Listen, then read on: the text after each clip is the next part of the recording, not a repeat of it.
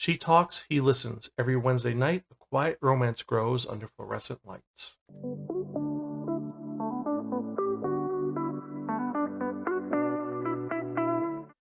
I'm Zan, konnichiwa, aloha, buongiorno, and what's up? And welcome to another episode of the Spiraken Manga Review.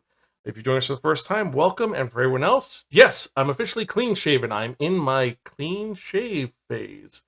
So let's actually get to it because I'm excited to talk about this manga, which is very familiar in a unique way, but a little different. Because if you remember from the last episode, I spun that one that only the wheel of manga, and it dictated unto me that I would be reviewing a manga about two people who end up starting a romance near a convenience store. Yes, not behind the convenience store, in front of it.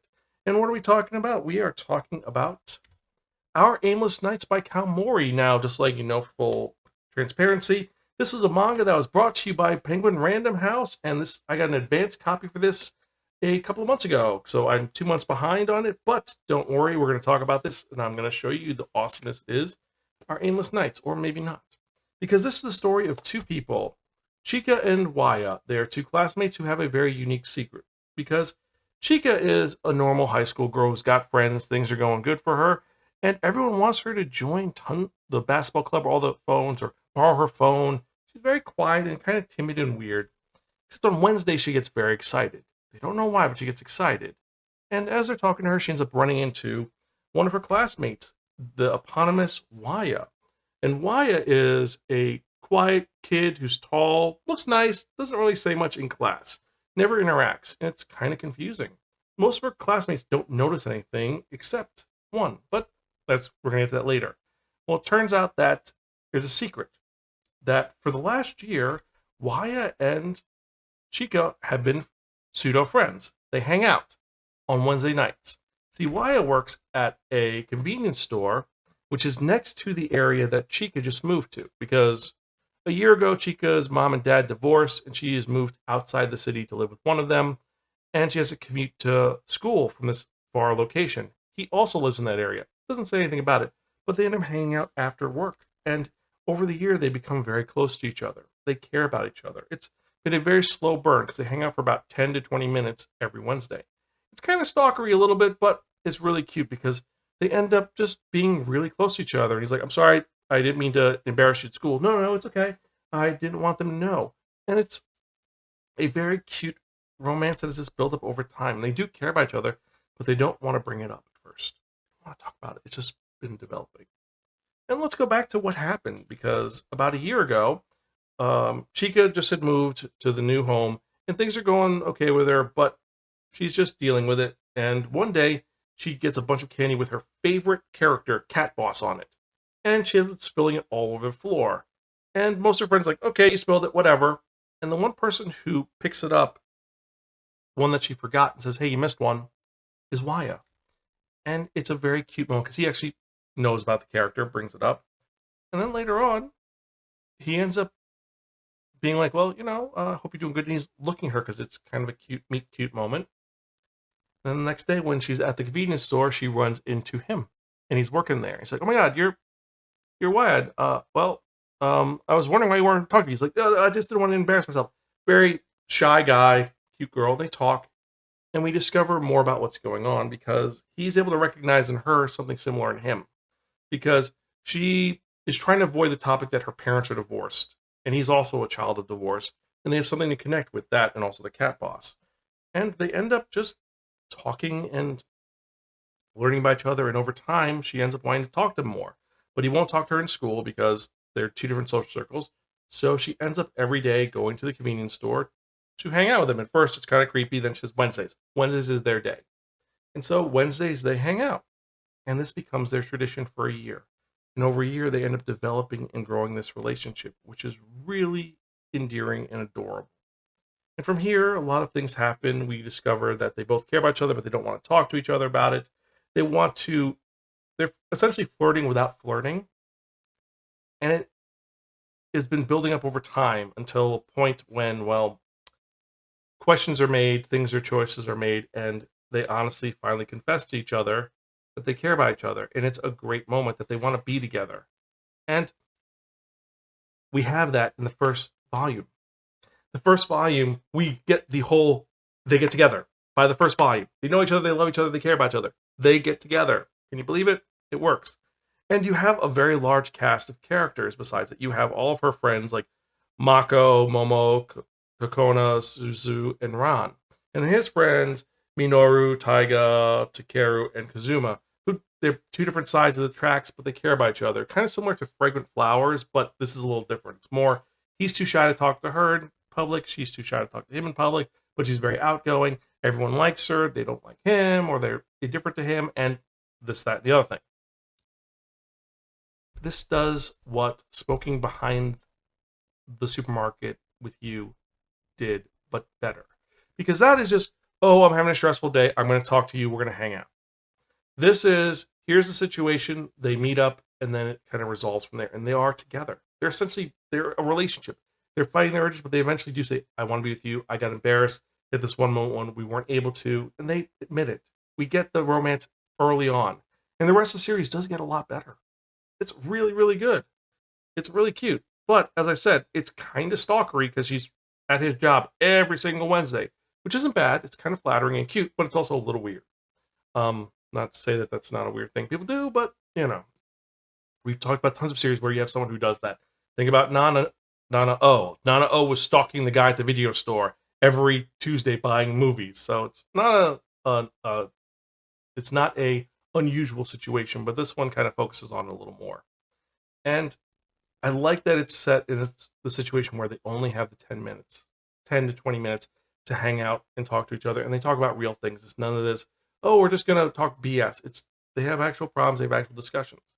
And then later on, when we have the moment of there's potentially a little hiccup, it's just misunderstanding, but it's done in such a nuanced way that you do want to follow through with them, and you want their love story to go well. You want them to succeed. And I really do like this. And for ages 12 and up, I do say that even though it says 12 and up, I would say this is 13 and up, but again, I digress. It is a very nuanced and balanced story. Now, let's get into the actual jacket copy, because they sent me an actual copy of the physical book, and it looks really cool. First off, we have French folds, and they look really elegant. Now, this is the first manga I've had from Ink Pop / Random House Graphics, and it's really an exceptional release. It's got that new manga smell. It has the new manga feel. It's got a shiny, not holographic, but it's a raised cover, and they did a great job with this release. I'm not gonna lie. Thank you, Penguin Random House, for sending this to me. I think it's a great title, and the print design is great. Now let's get into the actual characters. How are they? Chika, I like that she is going through this tough time in her life where her parents have divorced, and as opposed to focusing on her going through the I hate life, I do this, I hate you, Dad, I hate you, Mom, or I'm gonna take advantage of this. She's dealing with this as any normal person would. She's dealing with this internally, doesn't know how to talk to her friends about it because none of them are from broken homes, until she meets Waya, and Waya is able to sympathize because they understand the hardships of being in a divided household. More importantly, when you get into some of the other elements, he's a sympathetic ear to her, she's a sympathetic ear to him. And their relationship isn't that they're compatible in that they're the exact same person. They're seeing two different viewpoints, but they blend together. It's two pieces of a jigsaw that fit. And I like that part. I enjoy reading about Waya. I think he's a fascinating character. I want to get more into it, but I'm not going to spoil this because it's a newer manga. And same thing with Chika. There's more going on with her, but I'm not going to spoil it. Also, her friend Momo, with that weird investigative skill of hers, which you have to read to find out, she's going to be interesting in the next volume. She is, definitely. However, I forgot to say that this originally was released by Amoy / Azuki. Yes, so this was originally digital manga, and they did a great job with this. Just like they did with Hikaru Under the Light, this was lovingly created, and unlike Hikaru Under the Light, they kept it black and white. They actually listened. I love that they kept this black and white. I'm so happy they did, because if they colored it, I would have gone ballistic. I'm like, yep, this is done. This is garbage. But it's not. It's well done. Now, let's talk about the elephant in the room. This is essentially very similar to Smoking Behind the Supermarket with You, except The difference is that 1, it's a convenience store, not a supermarket. 2, they're teenagers the same age as opposed to a 45-year-old man and a 30-year-old or 28-year-old woman. And 3, they're in front, not smoking. They're just hanging out. The other 2 are smoking in the back. So, yeah, comparatively, very similar story. The difference, though, we don't have that slow burn that drove me crazy about smoking behind the supermarket with you. They're together. They don't realize they're together, but they're together, and they've acknowledged that they like each other. They've acknowledged it. It's not this. Oh, you're Yamada. No, you're Mayama. I don't know. None of that. It's this. Now, onto the kind of other aspects. If you didn't like that series, you're not going to like this because this is a little slice of life. It is a shoujo romance. So you do have all that romance element to it, and it is a romantic story. It's a slow burn, but it's not that slow of a burn. It gets to the point quick. However, it does feel like there's no consequences. There's minor consequences with some hiccups, but it seems like they're going to resolve themselves quick. Also, the subplot, well, let's be honest. There's a subplot that's really... It's like, we don't know what to do here, so let's throw this in. It felt kind of forced. However, if you want a really good feel-good story, one that's going to be a great palate cleanser, this is one for you. It is great. I think it's a great story. It's not for everybody, but if you like romance and you want a really well-done story about it, this is the one. For that reason, I'm going to have to give this our second highest rating of Far From Friends Don't Return Unless Offered Pocky. Our Aimless Nights is a beautiful romance which has no hesitation on the relationship. Yes, at first they're like, "Oh, we've been hanging out," but it grew naturally. We don't have to go through all the past. We get there. All the characters have great arcs involved because we see how Waya gets from point A to point B, why Chika is where she's at. And the plot is enjoyable. It's not angering. It's not stressful. It's a nice jaunt into something happy. It's not revenge porn. It's not dark. It's a sweet story. But in the same sense, there's minimal conflict. There's nothing crazy unless we're going to have a point when his ex-girlfriend shows up, which I don't know if that'll happen or not, but it might. And the subplot really feels forced. Feels like we need to get something to happen. So, great story. Minimal risk. Enjoyable. Watch, rinse, repeat, but worth checking out. Now, the tropes are the hide our relationship trope, secret friends, and of course, teen romance. That's always a good trope. But if you've read this and you agree with me or disagree with me, you can email me personally at Zan, that's xa@spiraken.com, or tweet me at Spiraken. Let me know your thoughts. And so, with that in mind, let's actually get to the manga releases for the week. And we've got some great ones this week, and a little bit of a couple weird ones. Starting off, we've got The Seventh Time Loop. The villainess enjoys a carefree life married to her worst villain. The short novel collection. That's all of it. Then we've got Apothecary Diaries 10 came out. Yes, the 10th volume of this series. Then we have Baki the Grappler, volume 21 and 22. We've got Black Clover, number 37. Blue Box, number 21. Oh, and I forgot to say Apothecary Diaries. It's a light novel, not the manga.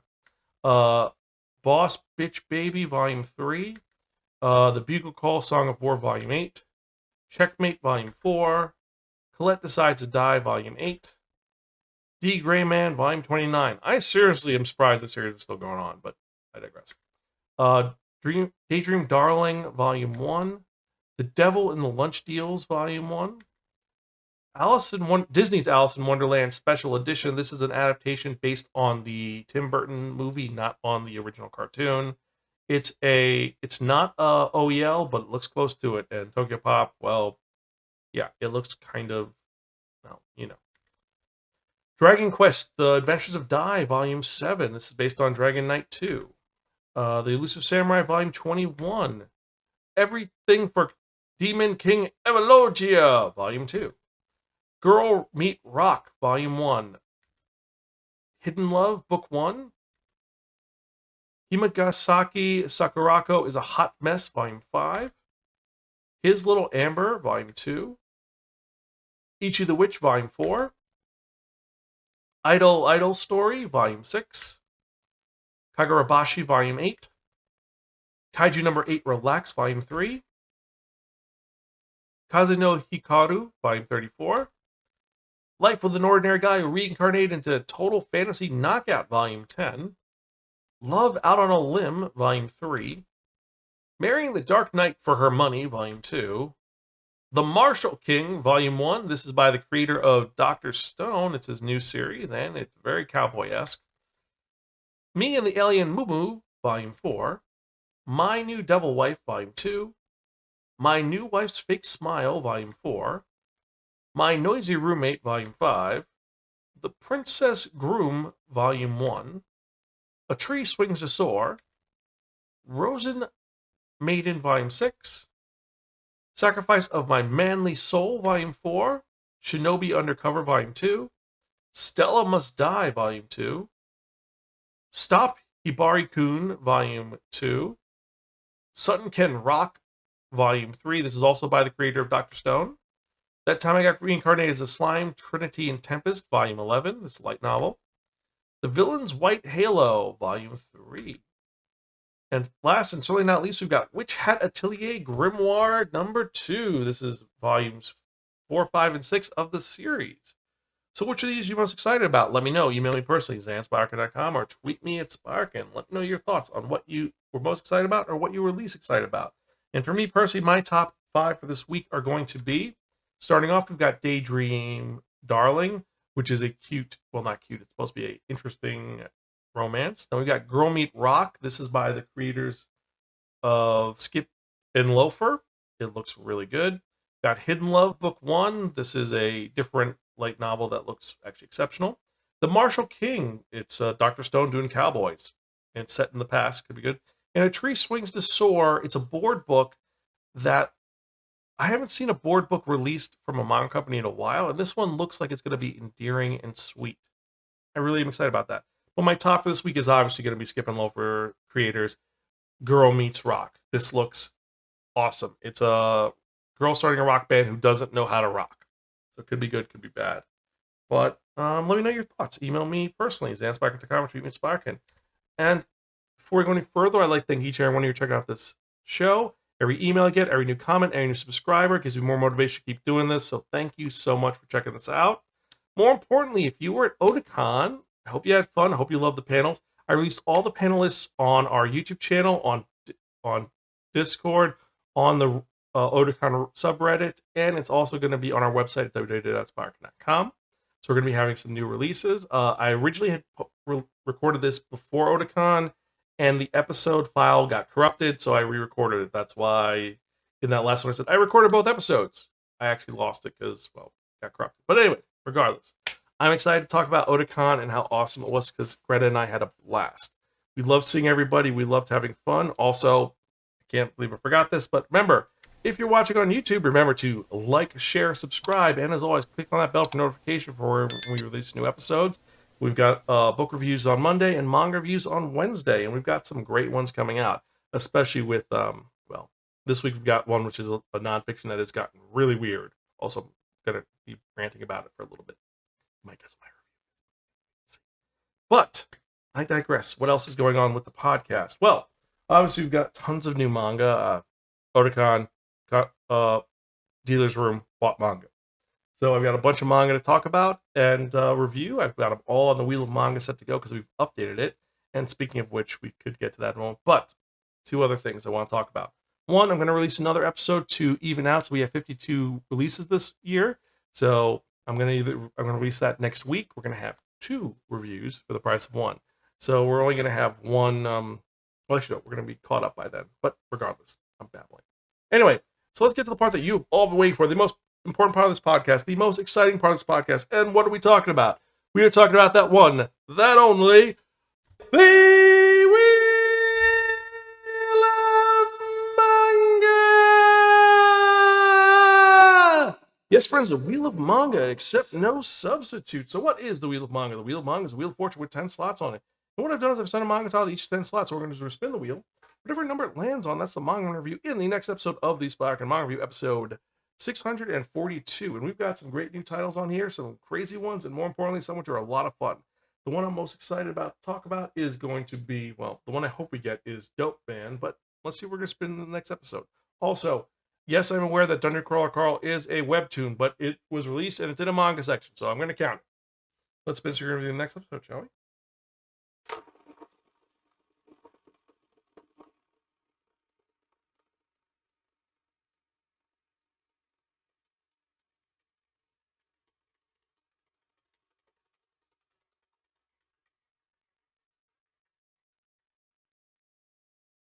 Okay, I honestly did not set that up, but number 5 wins. So in the next episode, I'm going to be talking about Dope Man. Yes, this is a manga which we talked about a week ago in one of the most anticipated mangas, and that's by Titan Manga. Is it going to be good? Is it going to be bad? Well, we're going to have to wait and find out. Yes, because it's fun number 5. But anyway, hope you enjoyed this episode.